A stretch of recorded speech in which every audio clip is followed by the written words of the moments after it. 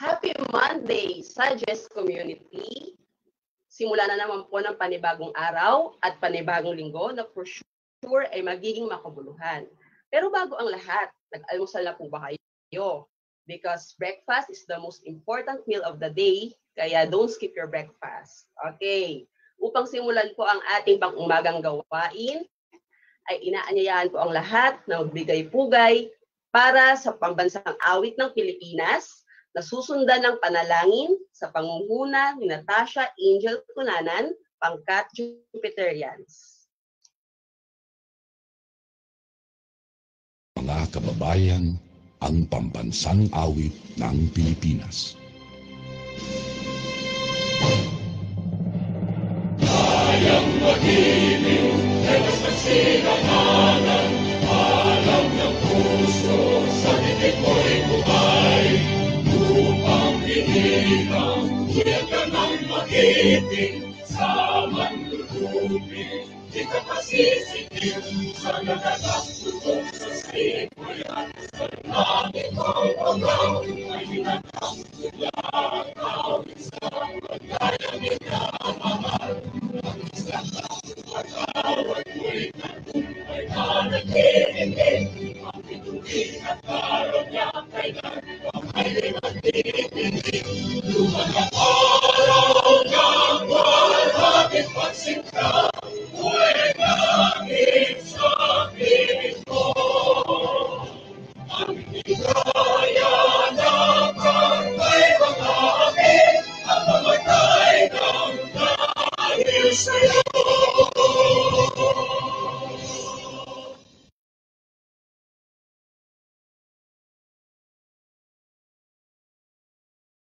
Iyuko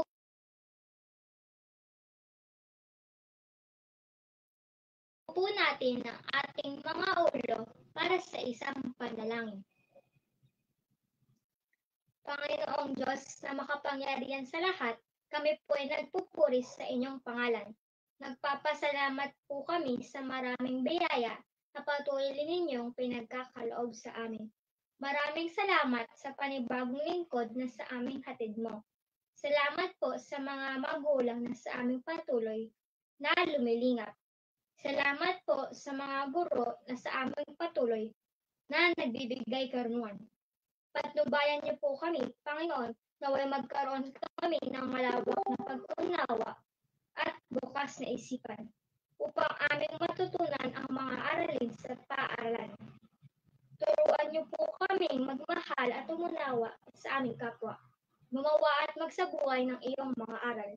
Patuloy niyo pong lingapin ang mga namumuno sa aming bayan, sa aming paaralan, naway maihatid nila ang paglilingkod para sa pagunlad ng sambayanan. Ito po ang aming samantalangin sa matamis na ngalan ng iyong anak na si Jesus. Amen.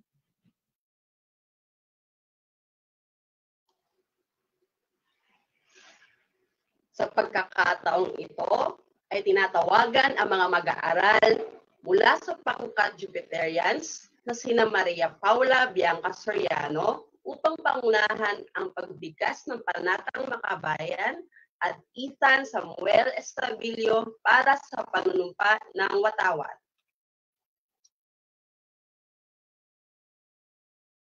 Itaas po natin ang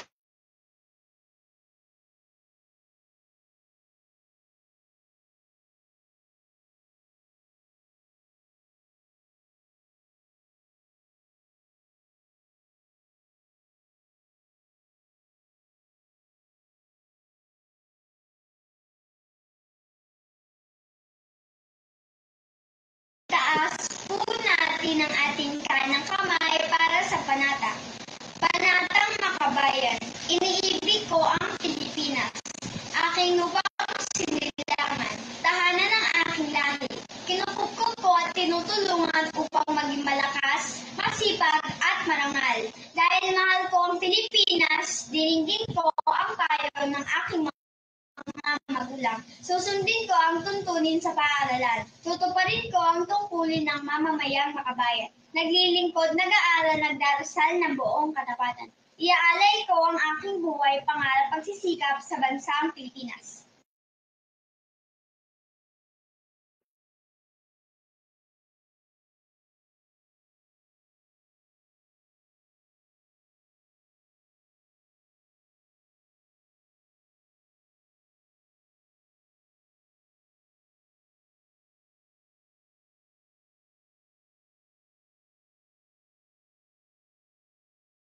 Itaas po natin ang ating kanang kamay para sa panunumpa.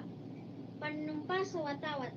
Ako ay Pilipino, buong katapatang nanunumpa sa watawat ng Pilipinas at sa bansang kanyang sinasagisan na may dangal, katarungan at kalayaan na pinakikilos ang sambayan ng maka-Diyos, makatao, makakalikasan at makabansa.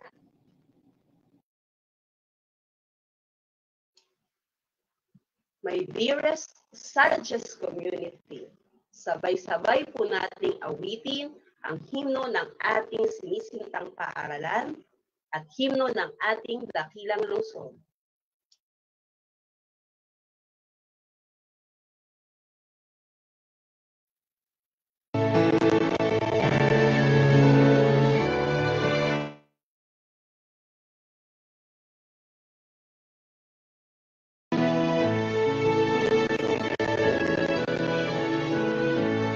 Para lang aming pinagmulan,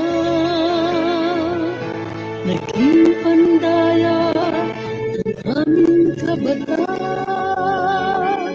Dunog na dulo, di malilimutan, sa'yo nakasalalay kinabukasan.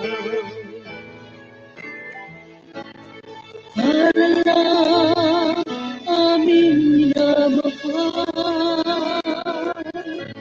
naging pag-asa, namit kanlunan, angat mo sa amin, magandang buhay, abot na ang tagumpay. Para lang Este Guzman, pugad ng karangalan, karunungan sa amin iyong pinanday. Para lang Este Guzman, aral mo'y aming taglay, salamat po kami nagpupugay.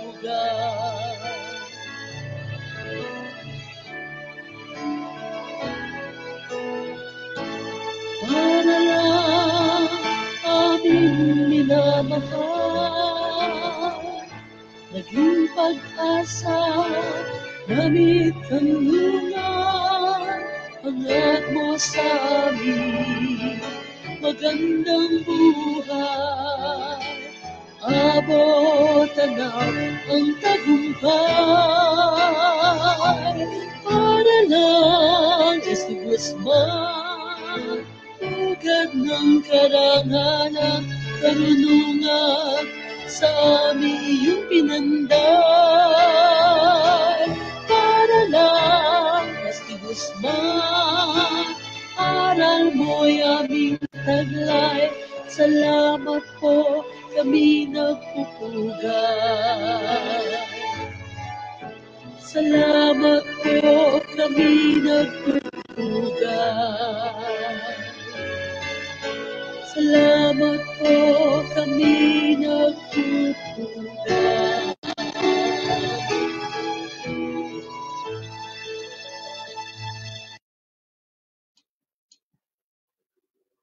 Ngayon po ay narito muli si Natasha Angel Conanan upang pangunahan ang pagbigkas ng 10 batalya ng disiplina at ang Batang Valenzuela.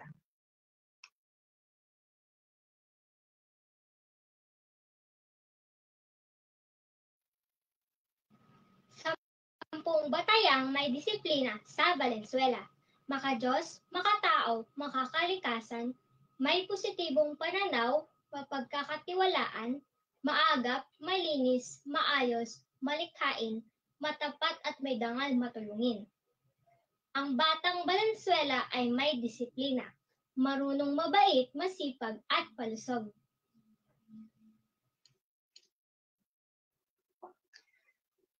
Tayo po ay mapalad dahil accessible po ang ating mga pangangailangan sa pag-aaral dito sa National Capital Region. Kaya muli atin pong sabayan ng pag-awit ang himno ng rehiyong NCR.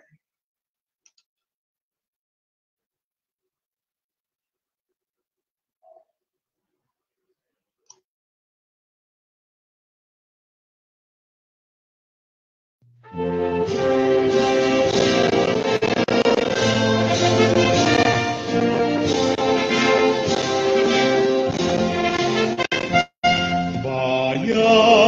mahal nating lahat, tampok ng NCR. Puso nito't ating bansa, dugod kaunlaran. Taas mo'y wagayway, ang bandilang NCR. Karunungan at katarungan sa bansa'y itanghal. Mga lungsod ng NCR sa puso ko'y dangal. Ang adhikais sulong ka, ang tanging NCR. NCR, NCR, dangal nitong bayan. NCR, NCR, dangal nitong bayan. Mga lungsod ng NCR sa puso ko'y dangal. Ang adhikais sulong ka, ang tanging NCR. NCR, NCR, dangal nitong bayan. NCR, NCR, dangal nitong bayan.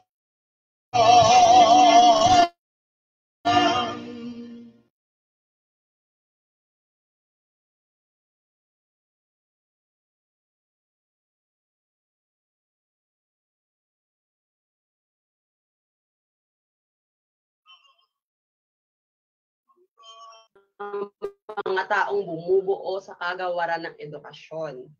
Alamin po natin ang direksyong nais patunguhan nito sa pamamagitan ng mission of the Department of Education sa pangunguna ni Chelsea Formilieza at susundan ng vision ni Janelle Briana Espejo, mga pangkat Jupiterians. Schoolmates, let us recite the mission of the Department of Education. Mission, to protect and promote the right of every Filipino to quality, equitable, culture-based, and complete basic education, where students learn in a child-friendly, gender-sensitive, safe, and motivating environment. Teachers facilitate learning and constantly nurture every learner. Administrators and staff as stewards of the institution ensure enabling and supportive environment for effective learning to happen. Family, community, and other stakeholders are actively engaged and ensure responsibility for developing lifelong learners.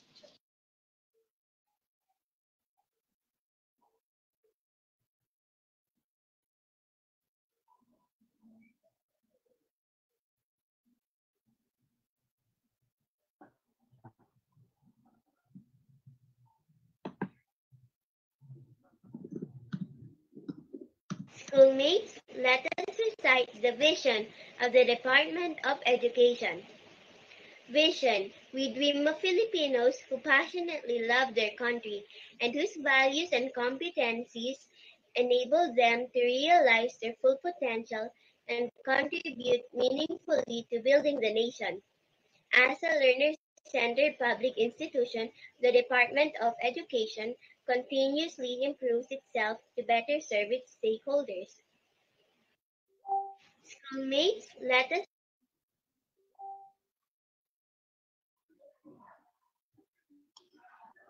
Sa pagkakataong ito, ay bigyan po natin ng virtual clap ang ating masigasig na punong guro para sa kanyang mensahe, Ginoong Jean Francis V. de la Cruz.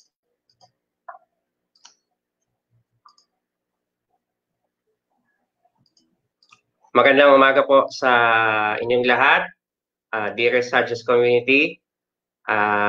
Medyo may oras pa naman, no? 6:45 pa lang. So, paalala po namin sa inyo ngayon, wala po tayong Valenzuela live streaming today. Ang magaganap po ngayon is follow-up discussions ng inyo pong mga subject teachers sa nakalipas na live streaming ng mga subjects ng Filipino, Araling Panlipunan, Mathematics nung nakalipas na Biyernes. So ako po ay mag-iiwan lamang po ng munting mensahe sa 3 o 4 na grupo. No? Unahin po muna natin, itong 4 na ito ay para sa mga magulang, para sa inyong mga kids, mag-aaral, sa ating mga members of the community na pumapalibot sa ating paaralan, at of course sa ating mga minamahal na kaguruan. Unahin ko po muna sa inyo po, our dearest parents. Alam niyo po, hindi naman po talaga tayo lahat handa talaga sa panahon na ito. So, we've been doing so many trial and errors sa mga pamamaraan po natin para maiatid po natin talaga yung edukasyon sa ating mga anak. We cannot bring your children here in the school. So, nandito ako sa school na, excited na naman ako. Kala ko may face-to-face tayo.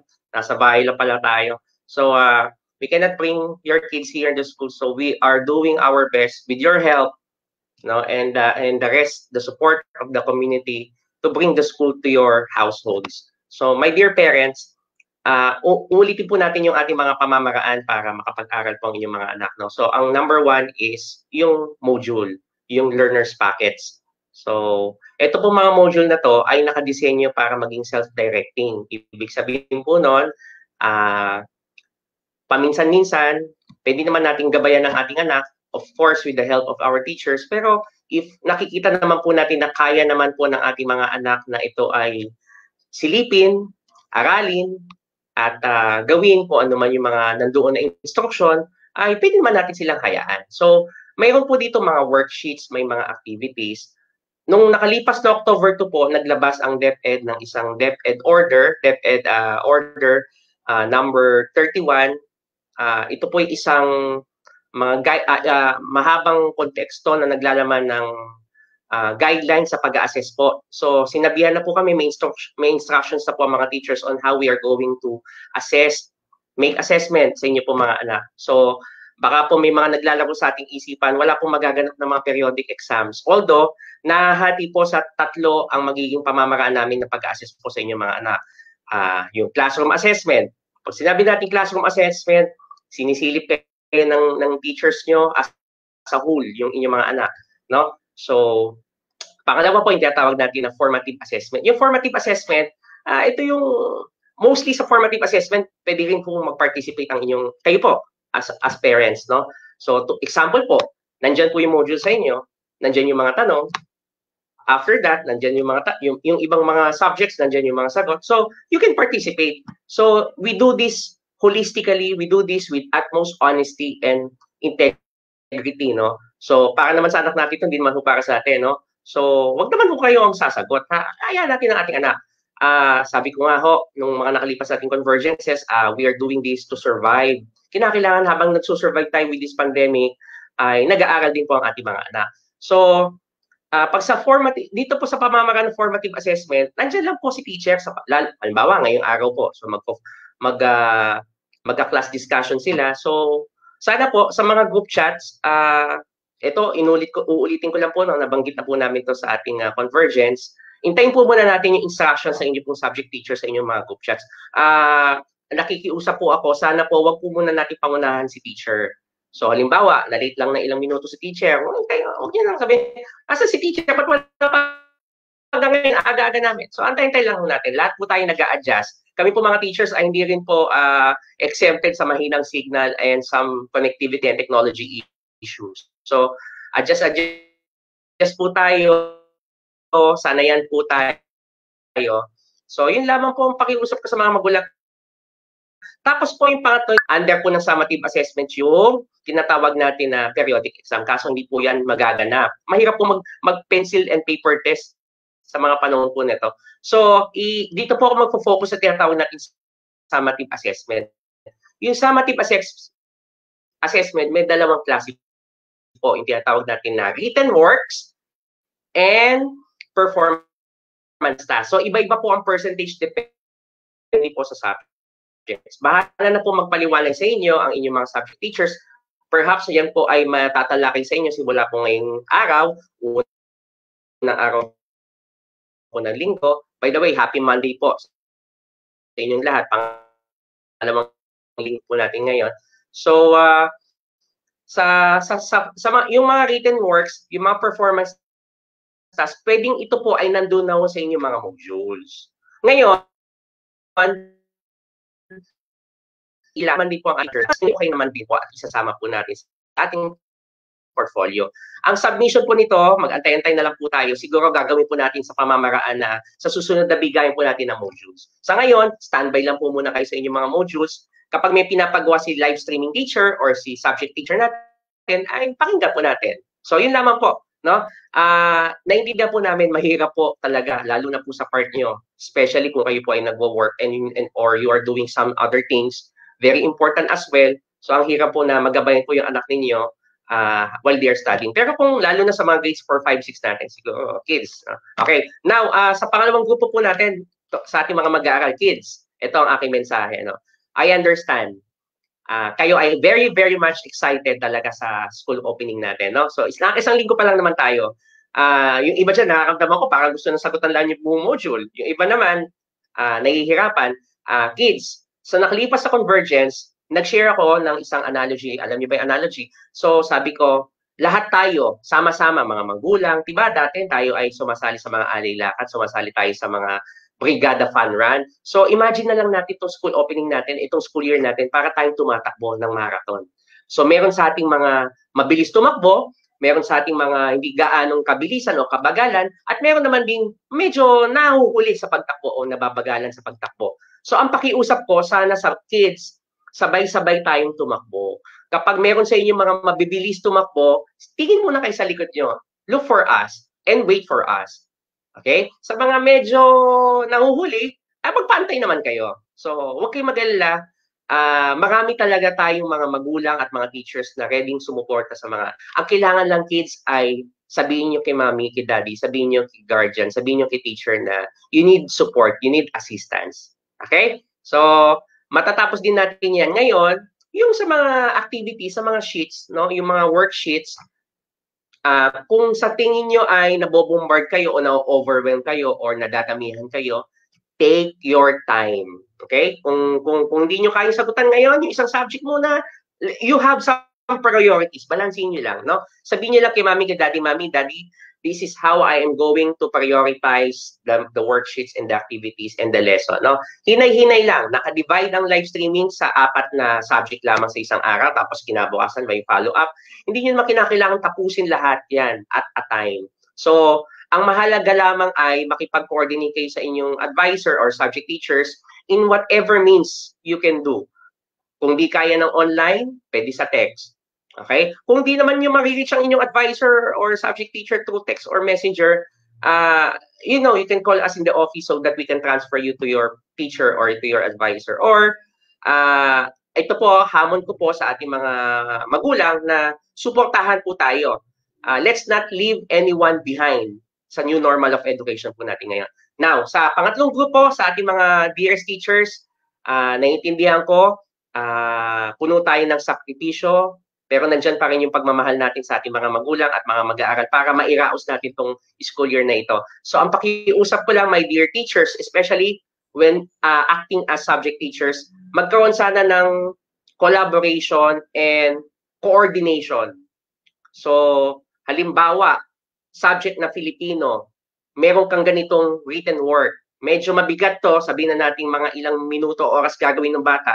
So mag-adjust naman din yung ibang subject. Kasi baka po ang nangyayari ay nagkakasabay-sabay tayo ng pagbibigay ng mga written works or performance tasks to our kids, and we are forgetting that there are still many things that can be done in their houses. No, tumutulong din sila sa mga magulang nila. Ang mga magulang nagtatrabaho din. So ang challenge ko sa ating mga teachers, through the leadership of your 4 master teachers, Dr. Balungkas, Dr. Asibuche, Madam Salguero, and Madam Damiar, please have a coordination. Kinakailangan nagkakaisa tayo. Kinakailangan isang direksyon lang tayo. Sabay-sabay tayong tumatakbo Walang mabilis, walang mabagal, lahat sabay-sabay tayo, walang nag-iiwanan. We have to survive this pandemic. Okay, sa pang-apat na po na grupo, ako po ay nananawagan sa ating SAGES community, business, religious, and other sectors of our community. Ito pong paaralan natin dahil ang pangit naman kung maraming nagaganap sa mga bahay-bahay ng ating mga teachers, ating mga magulang, ating mga bata, itong ating paaralan. So at least parang hindi naman siya matenga.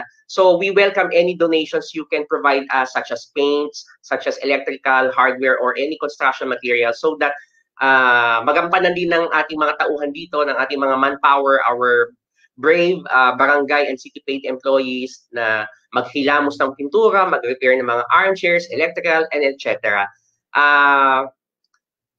Inihiling din po namin sa ating SAGES committee, to our sponsors, Ma'am Jenny Cornejo, and to our GPTA and HPTA officers, groups, maraming salamat po sa pagpo-provide, sa paghahanap ng sponsors or bilang sponsors, sa pagdodonate, sa paghahanap ng pwede nating pag-sponsora ng Adopt a Child, yung load na tinatawag natin. So, na-obserbahan ko po, medyo marami-rami pa ho ang nangangailangan din ng suportang technical or pagdating sa paggamit ng SIM card load, no? So, sana baka meron pa tayong ma-absorb.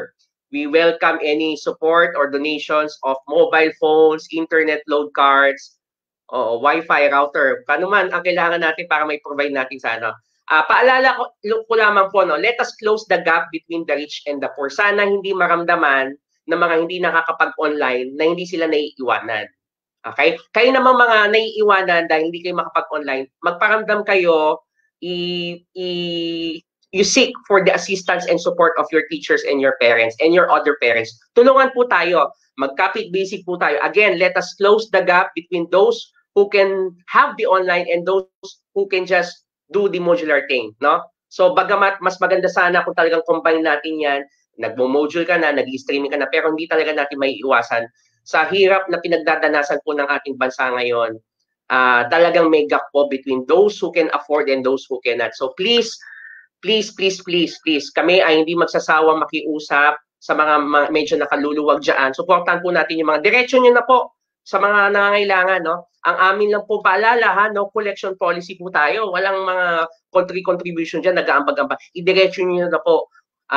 Coming from the bottom of your heart, no? Kailangan ng ating mga households na mga loads and internet. Yung kailangan po talaga para makapag-proceed talaga tayo in surviving this pandemic. Later on, we will be providing you information. Matagal pa yun, saan na natin problemahin, yung palitan po natin ng portfolios and the distribution, the second distribution. So yun lamang po, and good luck to your follow-up discussions with your subjects. So, maraming salamat sa program management team sa pangunguna ni Dr. Balungkas, Ma'am Rhea Pasaol, Ma'am Rosa Bernaldez, Ma'am Patty Boneo, Ma'am Gina Carbos, and to the kids, no, yung mga nag-ano ngayon, no? So thank you very much and good morning.